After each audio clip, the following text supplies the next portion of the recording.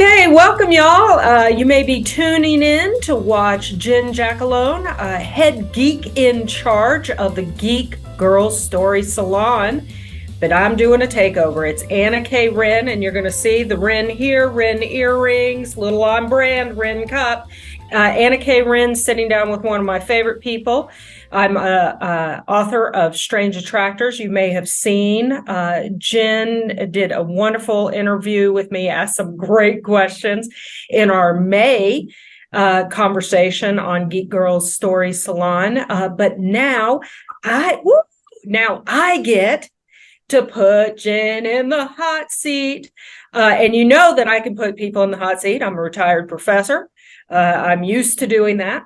Probably one of the many reasons I love Jen's latest book, The Art of the Chase, released 2023 from Ilva Publishing, or as I say here in Southern Appalachia, Ilva Publishing. So she is on the other side of the microphone today, and I am taking charge. If you haven't read The Art of the Chase, please go right now, buy it. You don't just buy it. Come on, folks. You know that. You got to read it too, and it will not disappoint. So let's dig in. Jen, you are a creative with a capital C. I can't keep up with you. You're creative in the most interesting way. What should readers, prospective readers, know about you? I am a creative with severe ADHD. So if you subscribe to my newsletter, for example, you will get some random piece of information because I went down a rabbit hole about something this month and just thought you needed to know it. And there are consistent elements across everything I do. Interested in strong women and how we kind of get through the world and that type of stuff, but there will always be a little I love an excuse to research anything. So my podcast is eclectic. I dug into like different types of science reading in order to do it. It was an opportunity to rewatch some things that I hadn't watched in a long time and read some new books. If you come along for the ride with me, you will not be bored. I know I'm exuberant about The Art of the Chase. And I could see, because I don't badmouth books online. I really don't. So I probably am getting the reputation of I like, everything. I'm one of those. I skip everything I read, except no. It's like, it's not a book that I would normally pick up on because like many people my age, we grew up on the James Bond, the tearing across countries. And so I picked up your book and I was like, I know that I've heard you're a great writer. I'm going to read it. I'm going to give it a try. Funny, fun, interesting, and edifying and illuminating. So, I like that word. Yeah, well, because you teach us, but in the sneakiest way. You're a sneaky sneak. I think you do that in your podcast, and I think you do it in your writing. So let's go down the rabbit hole a little bit more when you're telling readers about what they should know about you, your writing, your podcast, the Geek Girls Story Salon. How do you sneak so much education into your work without boring the tits off people? Well, there's a two-part answer, I guess. One is that the things that I'm educating you about, because Art of the Chase is literally just packed with all kinds of information about art and art history, and it of course focuses on the pursuit of that stolen Artemisia Gentileschi painting, which is that drives the plot. And I hope that I've turned some people onto her work because she had an amazing story, incredible. And I didn't need to embellish that. That's just a great story. I put that in there and just serve that to people and say, look, this is great. And so I'm putting in to the work the things, the information that is exciting and that is interesting. And that's part of it. And it's also like that I'm weaving this stuff into the characters.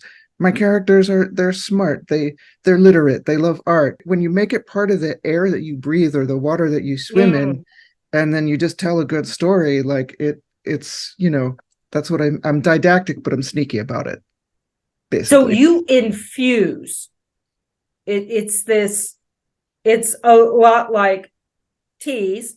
You infuse it, your work. Mm-hmm.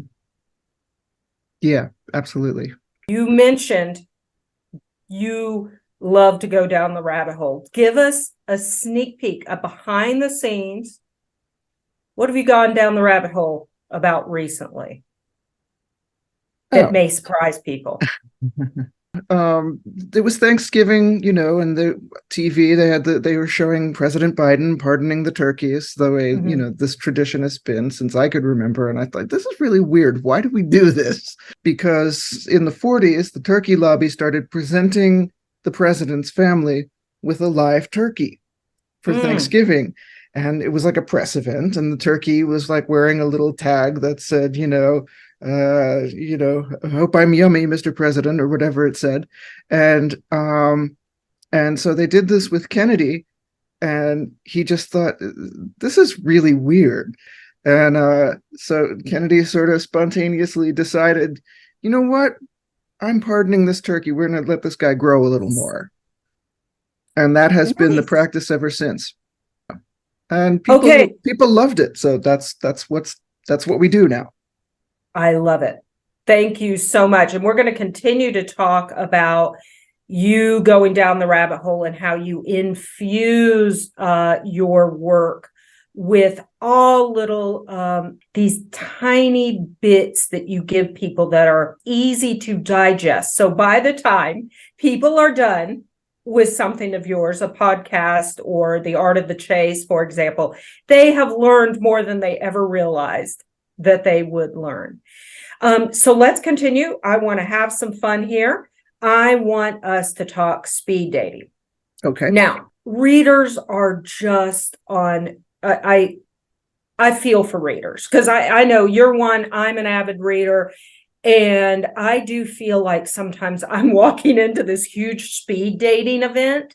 I mean, like mammoth, maybe in a stadium. And there are all these really interesting authors and interesting books. And so let's say you're walking in and we want some readers to sit down with you at your table. They're speed dating your book. Pitch them 20 seconds. Pitch them on Art of the Chase. Well, if you like a Nick and Nora Charles style kind of romantic mystery with a bickering couple running around Europe, trading barbs and being brilliant and capable in completely unsensible shoes. And sexy. Yes, very, very much so. Then this is the book for you. It's got a couple of wonderful twists, and it's fast paced. It never really stops moving, and the heroines are flawed, but ultimately I think likable. So let's keep going. The book. Why should they take your book home at the end of the day and snuggle up into bed with it and just devour it? Because it's food. It's brain food, and it's like soul food, and it shows the possibilities of how people can separate and recognize their own flaws and come back together and forgive each other. And that's that's the heart underneath all of it. I mean, I love like bopping around Europe. I love Europe. So it was, so it's wonderful for that reason too. You get to see a lot of like vivid locations, and there's Mhm. food porn, and all of Mm. that. So it's just a Lots of food porn. lots of food porn is a very complete experience. So we both write Mhm. in part in sapphic literary communities. Mm. And what's so exciting about sapphic lit, as you know, it's just exploded. It's not now just the 1 to 2 books. I mean, you're getting so many books and across subgenres. What sets The Art of the Chase apart from other books? Um, Straight up like romance where it's really just focused around the characters getting together is fine. Um, my attention span maybe does not allow for that. I need a story that is outside of that. I need them existing in a context, and I need that context to be sort of exciting. And so you have to unravel a mystery, and the characters have to like kind of get over their nonsense to do that, to accomplish the goal. And so the mystery and the romantic part kind of work hand in hand. Um, And what I love about what you did with the mystery part is, again, I know a lot of people get nervous about mystery. It's going to be too dark. It's going to be so topsy-turvy that you can't attach to the characters. You can't bond to this grand unfolding love affair. And I really thought, I get a little bit smug. I really thought that I had it figured out early on. And then you would just go, I think that rabbit hole, that you're good at traveling through a warren, if you will. mhm. You lead us through, but it's not so much that the reader gets, I think the reader gets lost. I really think that you do such a nice job of pacing the mystery. And I'm just thinking, I want your thoughts on that. Well, first of all, thank you. Yeah, I mean, I think that, um, there's an aspirational thing to what I do and the way I write Mm. stuff. Intellectually, I like to punch above my weight. I like to learn things, Oh, I love that. and I like to be in rooms with people who are smarter than me. I find that like I grow so much from it. I think the way that I present the interesting things that I've learned as a result of researching the story, and the way I pace the story, it's just about, ideally what I want you to feel is like the fun that I had learning all the things that I learned to put the story together. I mean, you do stand at the edge. I'm going to belabor this metaphor. You do stand at the edge, at the opening of the rabbit hole, and you say, "Come on, follow me." But again, it's not this kind of "come follow me." I'm going to try to lose you Mm-hmm. down there. It's really like, let's go down in this rabbit hole together. Let's have fun. Let's make new discoveries, and let's do it together. So bravo to you on that. Thank you. Look, I play Minecraft. You don't go down a hole without putting up torches. It's like, basic. Uh, well, and one thing I want to go back to is this comment that you said about that you give your story a heart. Yeah. And maybe that was what I was talking about earlier, is that when I picked up The Art of the Chase, I didn't know, is this going to be again another one of those international intrigues that's really again about glitz and glamour with no heart and soul? Uh, Really, it's about what's important to the characters. Um, you know, like catching this thief is, of course, it's important because it's important, but from the beginning it's very clear what's riding on all of this for my heroine Fleur. She's, this is about fixing the mistake that unraveled her entire life, and maybe opening the door to reconciliation with her ex. So Like that's made very clear up front, like the stakes of the emotional stakes of everything. And that's, that's how I drive it. That's how, I build the story around that. You also help us come to care for Artemisia. Get us to love Artemisia as much as you and I do. And by the way, I want to show you before quick. Years ago, I can't even tell you. This is The Passion of Artemisia. It's like I can't even tell you how old this is, but it stays on my favorite shelf. And so when I opened up The Art of the Chase, and then I saw you talked about the Italian painter Artemisia, I was like, wow, I'm in for something different here. So let's do some little illuminating and get Okay. people to fall in love with Artemisia. Okay. The biggest thing you need to know about her is that she was one of a very, very, very small class of painters. There were very few women painting at all in the Baroque period, and let alone ones that were considered and recognized as being masters of their craft.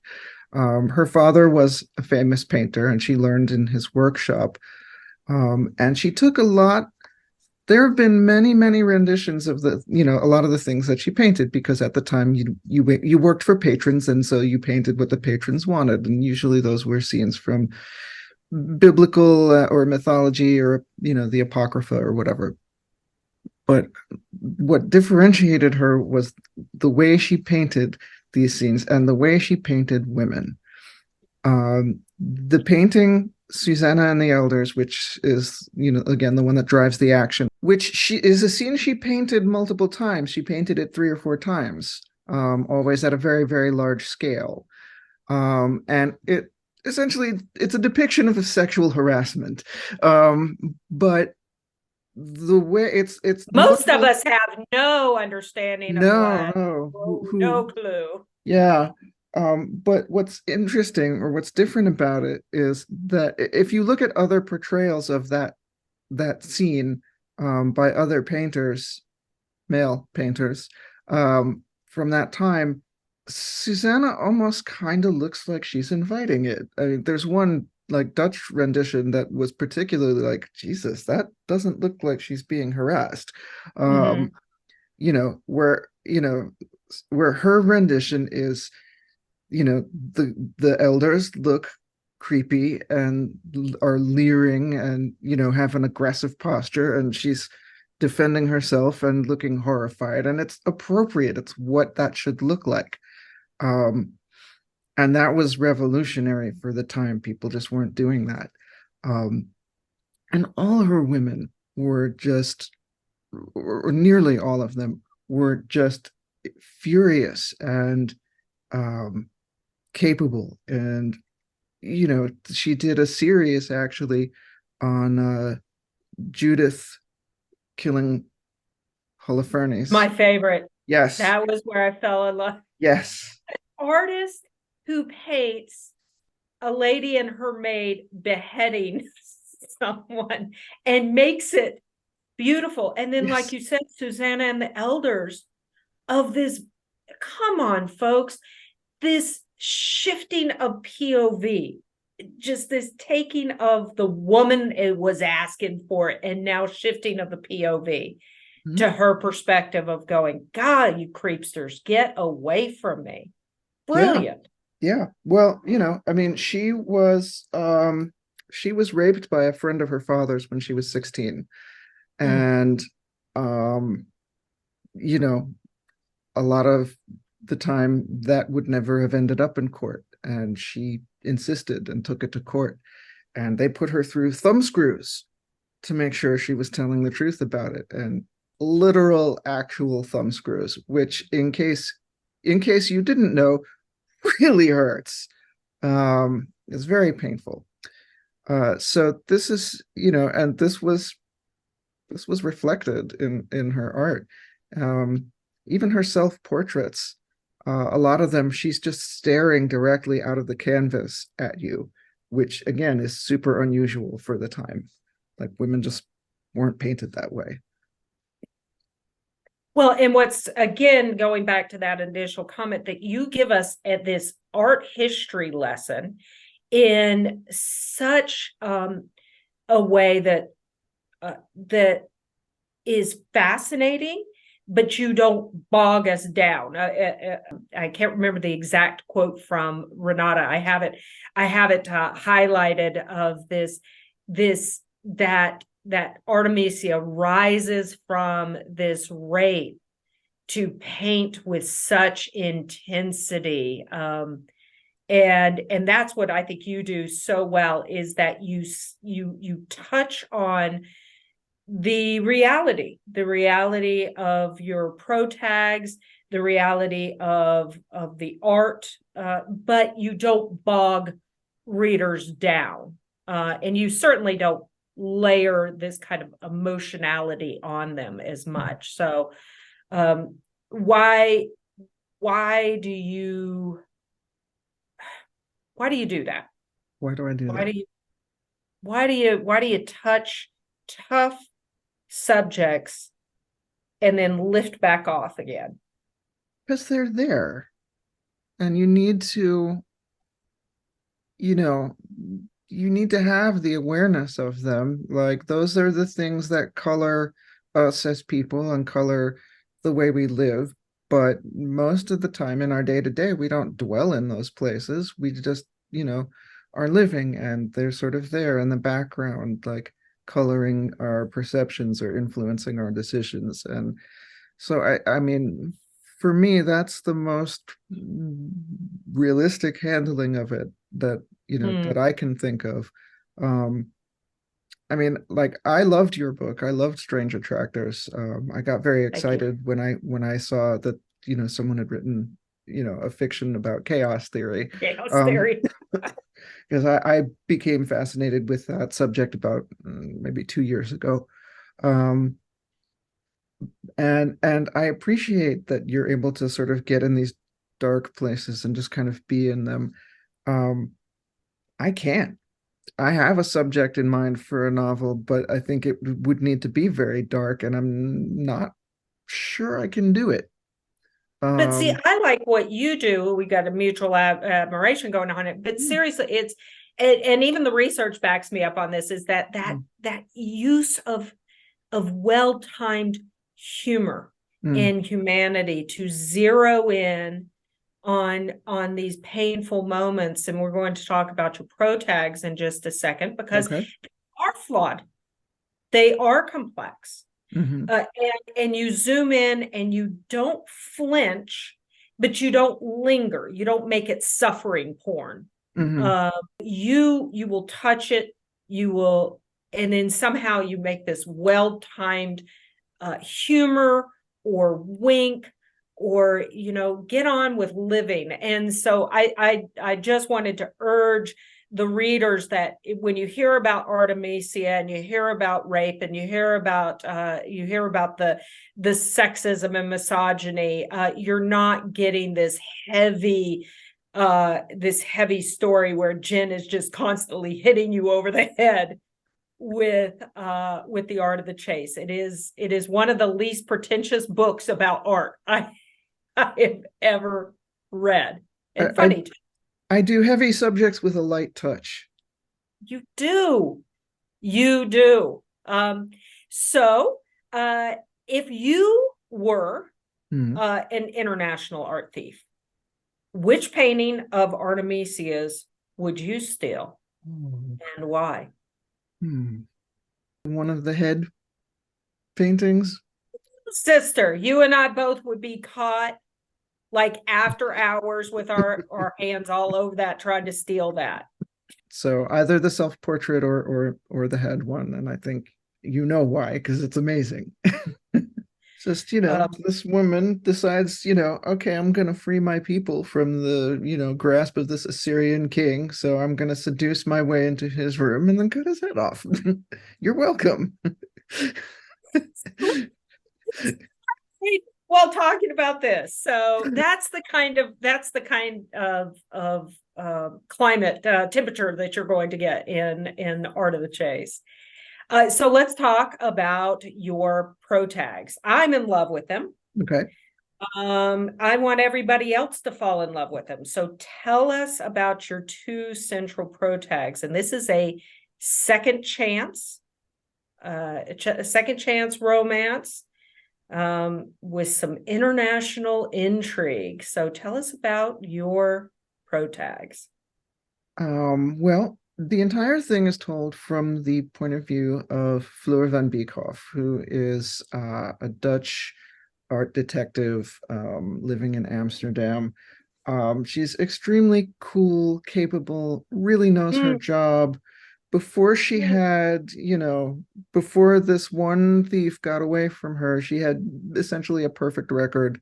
Um, she's really like, just one of those like on it, you know, um, very like a little bordering on OCD, but very organized, very by the book. Um, you know, Ice Queen qualities to her without being like full on Ice Queen. yes. She leaves a little frost in her wake, but she's also incredibly incredibly compassionate and warm and sexy. Well, yeah, I mean, she's very, yeah, you're right. She's very compassionate. Like she has this younger guy that like she's been mentoring and, um, she really like tries to include him and is like looking out for him and believing in him and like she's a little detached for sure, like you said, like it's definitely some kind of like ice queen qualities to her, but um she's generally not like cutting the way like a typical ice queen type of character would be. And the other one of the other things that I just sort of love about her is she dresses really, really well. But I sort of offhandedly mentioned that most of the beautiful clothes she has, she got at estate sales. So she's very frugal. She's very smart about acquiring her nice clothes. Which I really like. I think borrowing from what Lee Winter talks about is that when she talks about competence porn, I think Floor is competence porn. A woman who doesn't have time for incompetence, but isn't casually cruel. Um, she is definitely a competent. Mm, yes, And very, very able, capable, you know, smart. And what I love is that there's all that on the outside, and then there's just like the disaster that she is on the inside. well, and then tell us about your second pro tag. Who what I why I say that Floor is compassionate too is because she recognizes we all bruise people. We all bruise people. I think the difference is there are some of us who recognize we bruise people. As kind as you might be, as considerate, as competent as you might be, you end up. I used to say to my students all the time, you're going to leave your fingerprints on other Right. people, and that's what I love about Floor is that she knows she left fingerprints on on the other pro tag. So tell us about the other pro tag, who I just adore as well. But yeah, I mean, Renata is in a lot of ways very stereotypically Italian. Very passionate, loves food, dresses beautifully. There's a scene where she cooks and she makes something wonderful and Fleur's like, how did you make this with what I have in the house? I have nothing in the house. You have the Southern women, no, and that's not true. Like the Southern people, I should say, Mhm, across the gender mhm, spectrum, who can mhm, open up the cupboard and there's one box of this and one box of that, and then suddenly there is a feast. mhm, So mhm, that's Renata, huh? yeah, absolutely. um So who would you be more likely to date? Floor, Renata. Both. Uh, right. Yeah, probably. Um, probably Renata. I think it's a tough call, but I was always torn. I mean, like I stood a mm, chance with either. well, But yeah, I was always torn. It was like, wow, they're both really good characters. So why Renata? Why would you want to date Renata? um, because like Fleur, I tend to be a little more like low key and like I think that I would need the fieriness to kind of balance my personality. So that leads me to which one are you more like? Agent Fleur or Renata? And I think you already hinted at that. I did, yeah. I am a bit more like Fleur in that I'm, you know, fairly competent, but also emotionally clumsy at times. Mm. With that sense of compassion that she has for people. Yeah, yeah, I think so. Um, you Yeah, know, what were you supposed to say to that question? well, It's like, no, no, burn them all to the ground. I mean, if anything, my blind spots are probably worse than hers, but yeah, I mean, there definitely are ways in which, we're cut from a similar cloth. So you wake up one day in your novel. Are you who are you? Are you and are you trying to prevent art crime? Are you trying to steal art? Ooh. Or both? Maybe you're playing both sides. Yeah, I would love to say that I would be both, that I could be that character. Mm. Um, but probably more likely I'd wake up as, you know, Fleur's quirky junior agent. Not a bad place to start. Be mentored. Now, what's really lush about your book is how expansive it is. It and you take readers on such an intoxicating journey across multiple countries in Europe. So why talk to us about why you decided to go with a more expansive setting as opposed to more of an intimate, localized, where you just put us in Amsterdam and keep us in Amsterdam, for example. I felt like this needed to be a road story. This is an international art thief. You know, we're not just going to keep it in Amsterdam. He's not going to steal something from Florence and stay there. Much as I would have loved to do the whole book in Florence, you know, that's just probably not what an international art thief would do. He'd go somewhere else with his painting that he just stole. Yeah, my international art thief where I steal it from an Appalachian museum, and we do have museums, folks. Don't be stereotypical about Appalachia, but and then just goes over to the next holler. That'd be my contribution. Okay. Do it. So if you could transport yourself, like right now, Hmm. got a weekend coming up.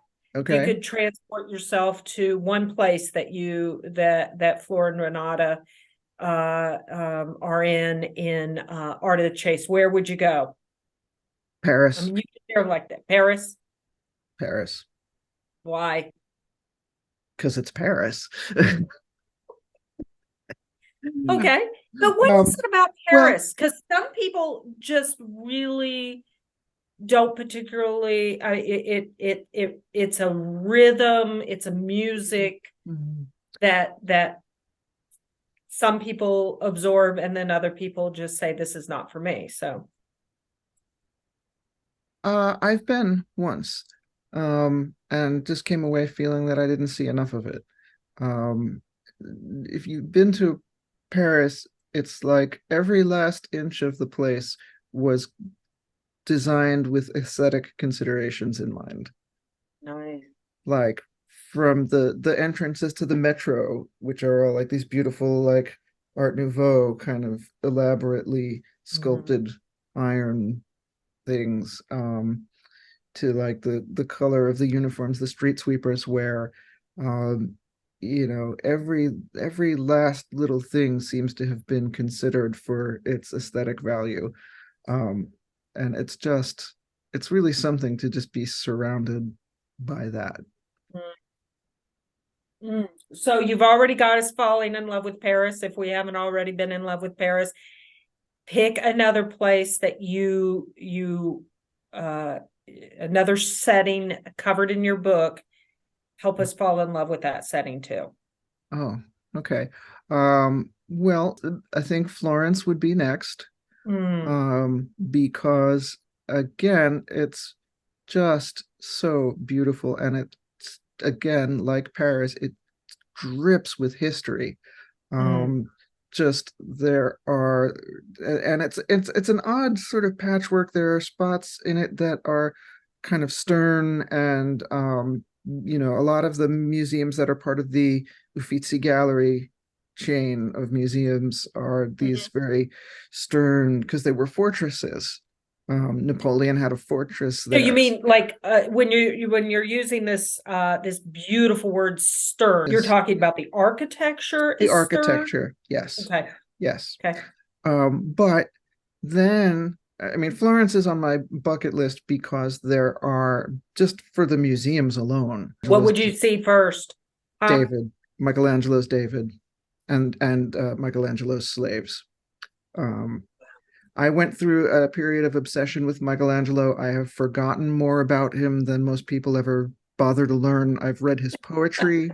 Um, Wow. yeah, yeah, he wrote poetry especially while he was painting the Sistine Chapel.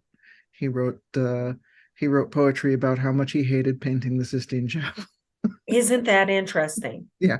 I want everybody to hear that because I suspect that it's kind of this dirty little secret that creatives keep is that sometimes the process of creation can be laborious. It can be torturous. So I love that you're helping us understand that Michelangelo was like, listen, I'm gonna write some lines of poetry because this is giving me a neck ache. This is giving me a He headache. did. He did. He ran away. This is a fun story. He ran away during the painting of the Sistine Chapel because I don't he, blame him. That's a yeah, big dauber. it was. And he had assistants. It wasn't like he had to do that all by himself, but he hated it. He was a sculptor. He didn't really consider himself a painter. And he was so miserable. He literally ran away. The Pope had to send his papal guards or whatever after How him to long was how bring him long back. how long was he gone? Not super long, I don't think. A few days Still maybe, good. but That's good yeah, stuff. yeah, See, yeah. folks, I am telling you, read Jen's book, The Art of the Chase. This is what I'm talking about. You come out and you're like, damn, I'm smart. No, well, it's because, like tea, Jen infuses everything, her conversations. Listen to Geek Girls Story Salon. It just infuses everything, just little bits of digestible knowledge that you come away going, I'm smart. Wow, so he ran away, but I don't blame him. So he just, what did he do? He was getting big bucks. Hmm. I mean, he was getting like any creative, right? He's having to Hmm. go, oh, Hmm. give me my Yep. paycheck so I can go do what I actually love to do. Is Right. that Yeah, pretty much. He did it to himself, which is another thing that we as creatives sometimes do, we're because knuckleheads? the Pope, the, Knuckleheads. the Pope brought him in and he said, "Listen, I want you to paint a nice tile pattern on the ceiling." And Michelangelo looked at it and he said, "Your Holiness, I'm sorry, but that's going to look very poor." And so So true. he came back with these wild, huge sketches, for the ceiling and all the frescoes and the altarpiece and everything. And he basically sold the Pope on this much more expansive idea, and that's why we have what we have today. Wow. Well, thank goodness he had that knucklehead moment. Yeah. That's fabulous. So talk about you've talked about your trip to Paris. Talk about your passport. If we were looking at your passports, Mm. what stamps would we see in there? London, Paris, and Amsterdam. Oh, I want to go to Amsterdam so badly. I haven't. I want to go to Amsterdam. I want to go to Amsterdam. Yes, I Yeah, do. Amsterdam's nice. Amsterdam was cool. I had a really good time there. Did you go to the history of sex museum? I didn't. I think it was closed when we were there. So you have London, Hmm. you have Paris, and you Hmm. have Amsterdam. Okay, Hmm. now let's fast forward 10 years. What other stamps? And go ahead and just Mm. fantasize here. What other stamps do you Okay. want in your passport? Rome. Oh, okay. I would like to have Mm, Rome. yeah. Um, I would like to have um I would like to have Rio. Oh, Um, I would like to have Taipei. wow.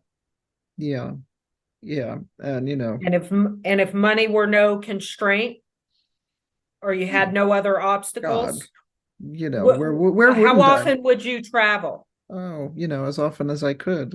One of my dear friends slash family of choice, she's she has, and she's told me a long time, she says she has the heart of the nomad. She's and I told you I got the same sense from you that you have the heart, the soul, the spirit of a nomad. Uh, and I'm wondering, would you be on the road just all the time if you could? All the time. I do like to nest for periods and sort of. Like how long? Give us your I don't ideal know. here. I don't know. I don't know. Um, I mean, it might be like a monthly thing or something, but Mm. I don't think I would like being on the road constantly. Um, I think I would need to come home and recharge pretty frequently. So you're thinking like a month on and then a month at Yeah, home, maybe. something like that, maybe. And then how would you go? How would you travel?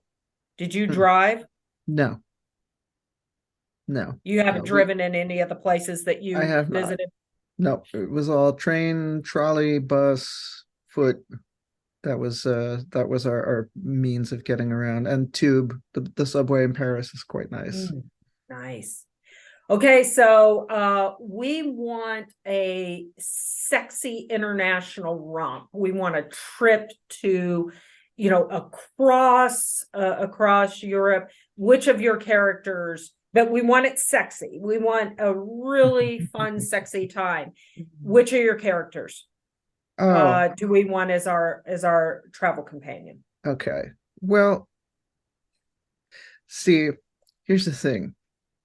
If I want it to go smoothly, I'm bringing Fleur Oh yeah, that competence porn, people, competence porn. because, like, she will know what times all the trains and buses and whatever are going. She will have made the rental car reservations ahead of time and, like, And remind me how many languages she speaks. four. Oh, Yeah, please. Oh, yeah. poor thing. I mean, they both speak four, but Ugh. yeah. Fleur also speaks German, but I guess there was never a reason for her to whip it out in the story. Okay, so you would probably go with Floor because you like that competence porn there. Probably. See, you know, But I for the think romantic, you said you'd be more probably interested more in dating. likely Renata, probably. Yeah. So, like if I was taking a friend's trip, like if it was like So a yeah, so girls if you're trip, taking an A road trip and if it your was A row, your or an A road trip and a romantic, or you want to go on a romantic sexy trip, then Mhm. A row, are you taking Floor? Yes, without Okay. a question. But I think like Renata is way more spontaneous. So like I think if I were going for like a really sexy thing, I might probably want to I would probably want to take Renata. Well, and then the cooking. Well, yeah, and then the cooking, obviously. Well, then I've got a question for you. You're spending a day and night in Amsterdam. Mhm. Where do you go? Mm. What do you eat? What do you visit? Okay. Canal boat trip, because that's always fun. Yum, Yeah. Um, yum. yeah, definitely. Rijksmuseum, because that's like the biggest museum in Amsterdam that has like all the like most of the major paintings that you would want to see if you were in Amsterdam. Um, I'm presuming that we would be there in warmer weather, like warm spring, late spring. So, Okay. bicycle ride out to the tulip fields. Nice. So that would be pretty much as far as food. For dinner, Indonesian food Mm, that's because interesting. yeah, Okay. Amsterdam has a very big Indonesian population. And You get what they call a rice mm, table, and you sit down and they bring out like dishes of rice and a bunch of other, it's like a family style sort of situation. They just bring stuff to the table, and you eat what you eat, and that's it. that sounds delicious. That sounds It wonderful. Okay, Yes. so at night you're And then you're going doing to mhm, Indonesian. Okay, yep, and then yep. Breakfast at a coffee shop, probably Barney's, where you basically get a little weed and a really nice English breakfast. and I don't want to give too much Mhm. away, folks, but this was just that little nugget. You have one day, your characters are eating the pancakes Yes. in Amsterdam, and I was Yes. like, "Tell us about these really interesting pancake These options." Dutch pancakes are more like crepes than they are like Okay, American pancakes. They're not as thin as crepes, but they're big and very thin. Not crepe thin, but thin. yum. Okay, And yum. and they come with all sorts of options, basically broadly divided into sweet and savory. So you can get ones with fruit, um, and then you can also get ones with like meat and cheese and things like that. But there were some interesting combinations that I had never even heard of. Could you tell us about that? The brie, bacon, and honey, for example, Okay. or the ham and pineapple. Okay. Yeah, and then you sort of roll them. They come with the stuff Yeah. like Uh-huh. flat on a big plate, and the Uh-huh. stuff is inside, and then you sort of roll them up and put whatever toppings you want, because they usually have like different syrups and other things at the table that you can put on it, and you just roll it and then Now, cut it. did you like those? Oh, I did. Yeah, yeah, yeah. I think I got What's your favorite of those? probably the brie, bacon, and honey. Sounds delicious. I might have to, hopefully by the time I get there will be a soy bacon option. I'm defying every stereotype of the Southern. I'm a Southerner. I don't eat bacon, but that sounds Yeah, interesting. yeah. Okay, as we're starting to wrap up, as a professor, I have to give you quizzes. So we're going to do a quickie, Okay, I'm ready. quickie quiz. Okay, Ready? yeah. France or Italy? No Um, explanation, just pick one. Italy. Countryside or city? Countryside. Train or plane? Train. Grand Canal in Venice or Mhm. Eiffel Tower in Paris? Grand Canal. Gondola at sunset Mhm. or luxury yacht on a sunny day? Mm, I'm gonna go with the yacht. Oh, that's interesting. Space station Uh, or underwater hotel? ooh, that's a hard one. Space station, probably. Space station or ice hotel? I think I'm still gonna have to go with the space station. Space station. Seaside or mountain retreat? Seaside. Castle or villa? Villa. Okay, congratulations, you passed. I was a little surprised. I was like, there were some that I was like, okay. I decided to answer these based on my mood at this moment. Like if the choice Good. was offered to me at this moment, that's what I would pick. Some of these, the answer would be the same no matter what. Gotcha. Okay, so we're back to speed dating. Remind us again why people need to read The Art of the Chase. Competent, attractive protagonists on a fun, twisty, turny chase through beautiful, exotic locations and romance and reconciliation and character development. I'm like the Oprah of character development. Yeah, You I get know it character really, development. really touching on again the flaws of humans without dwelling, how a couple can be, we've all been there, right? We can be very, very much in love and it's just not enough. And something happens, you've got to figure out what the something is, folks. And can they come back together around their human frailties and flaws?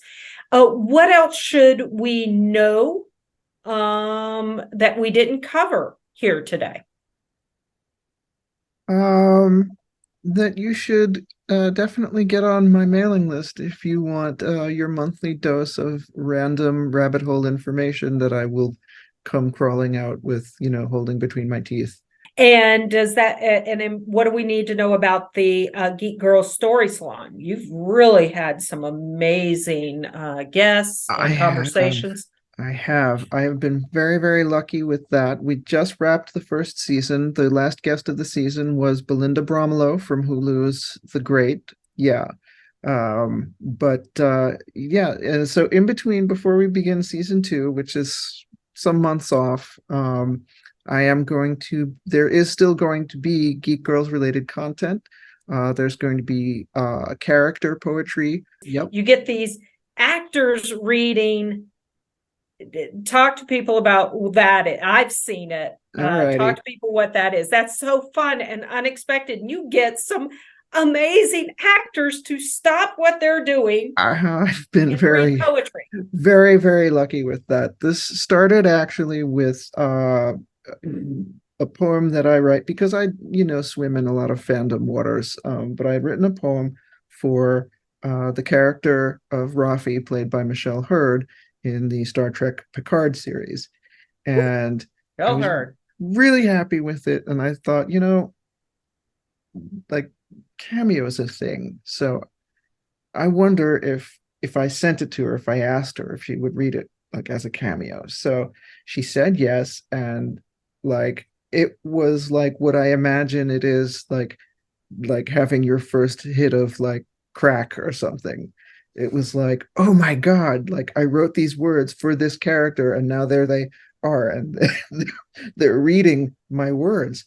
And I immediately went, okay, I have to get more of these. This is, again, I cannot emphasize enough that with Jen, you don't get bogged down. You just don't get bogged down, but it's also substance. So it's not like with Jen, you're just on a diet of Skittles. You are going to get, I think it's more like, oh, I don't know, chocolate covered nuts. You're going to get some really complex flavoring with some substance there and some nutrition for your brain, your heart, and your soul. And give us a plug. What's going on in terms of, you had 2023 coming out, The Heart of the Chase, which is still relatively new. Yeah. So congratulations on that. But I hear, unlike me, who's really slow and methodical, you are somehow both fast and methodical. She writes at this level, but is is quick about it. So I am hearing some real sizzle about this next book you've got coming out. Do you want to give us a sneak peekaroo? Sure. The next book is going to be called Verity's Game, and it is basically it's a Mrs. and Mrs. Smith, but it's set in Mexico City. Woo! And Sapphic spies, huh? yep. Assassins, like think a little bit of Killing Eve. So it's like a cat and mouse thing. They're supposed to kill each other, but they're kind of into each other. So yeah. I hear sexy. And Yep. with Killing Eve, a lot of us got our heart broken. I'm not gonna Yep. no spoilers. Yep. A lot of us got our heart broken. Yep. One thing, actually, you asked me if there's something that I want people to know about me as a writer, and one thing that you should know about me as a writer is I will never do you dirty with the endings. Like you, I was very unhappy about the ending of Killing Eve. This is my fix it for the universe. This is balancing in the universe for the ending of Killing Eve. The cover art is in progress now, so I like where it's going. So Jen's leaving us with a tease, folks. Okay, but if you haven't read The Art of the Chase, and again, it's not like she's paying me, folks. I mean, it's not like I'm getting this kind of like, hey, oh, yay. I don't get any money. This is sincere adoration of just really some good competence porn. So sign up for the newsletter, follow her Geek Girls Story Salon. Make sure you are listening to the poetry is just fabulous and surprising. Okay, anything else before I finish with my last three quick questions? No, I don't think so, other than that, my friends, I would like you to go and read Strange Attractors because it is a beautiful book. Thank you. And I think you and I are similar as writers in that we kind of want our characters in a whole context. Yes. And so make sure you go check that out. Okay, so without explanation, give us one. I'm not going to ask for the favorite. Okay. Because that's tough. Give us a favorite book of yours. At the moment, it's Good Omens by Neil Gaiman. Okay. Because I have that sitting on my shelf, and it's been sitting on my shelf forever and a day. And I love Neil Gaiman and Terry Pratchett, right? Mm-hmm. Yep. Okay, favorite place on earth. Oh, I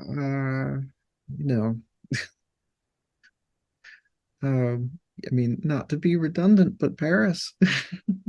I'm telling you, someone has sold some tickets to Paris. And then how about a favorite quote? Douglas Adams. Oh, yes. Okay. Time is an illusion. Lunchtime doubly so. We're going to end it there, folks, because how can I add anything beyond Jen citing Douglas Adams? So remember that the answer to the meaning of life is 42. We just forgot what the question is. So thank you so much again, Anna K. Wrenn, and having just a blast. So thank you so much, and that's a wrap, folks. Thank you.